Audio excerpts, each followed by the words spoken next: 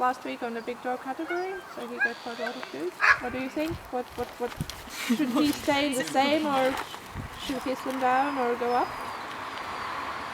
For checking the weight, I just check if I can feel his ribs, and I think he can stay on big dog because you can feel the ribs. He's not too skinny but not too fat, and also the hip bone. Oh, look. Goodbye. Okay, good. Then I continue to check from the head to the tail. I start with the ears. Look inside. There's something inside, an infection. He has a bite wound on the outside. So it looks nice. Okay, come on. Check both ears. Then the eyes, if there are lumps or warts.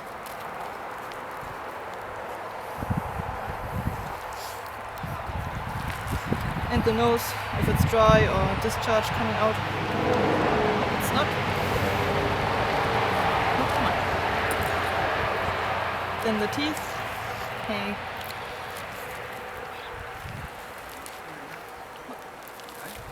His teeth are not too bad.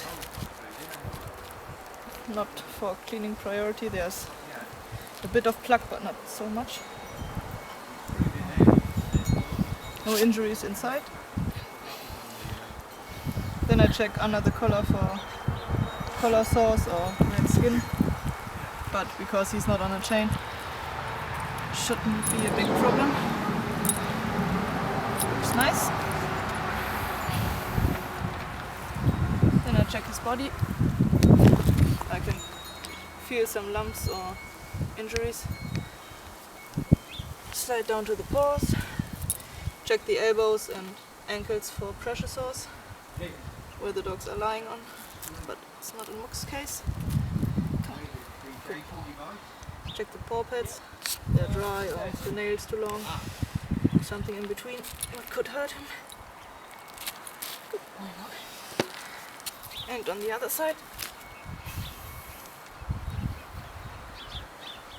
it's also worth checking if the dew claws need cutting, but Muck has none. Then I slide down his rib case and chest to see if there's something like lumps and bumps.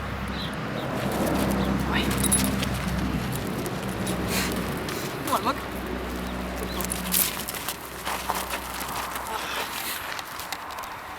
Okay. And I turn him around, check the back paws, same as with the front paws. Nice.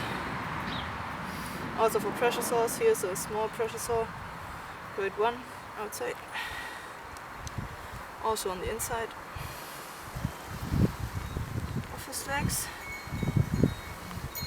And I check the butt for lumps and bumps or other injuries. And the balls, if they're dry or some other lumps on it. Looks good. And I check the belly and chest. And the armpits. There's something inside. And the fur. The skin looks nice and pink.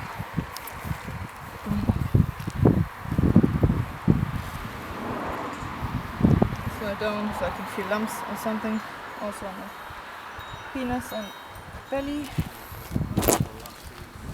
Looks nice.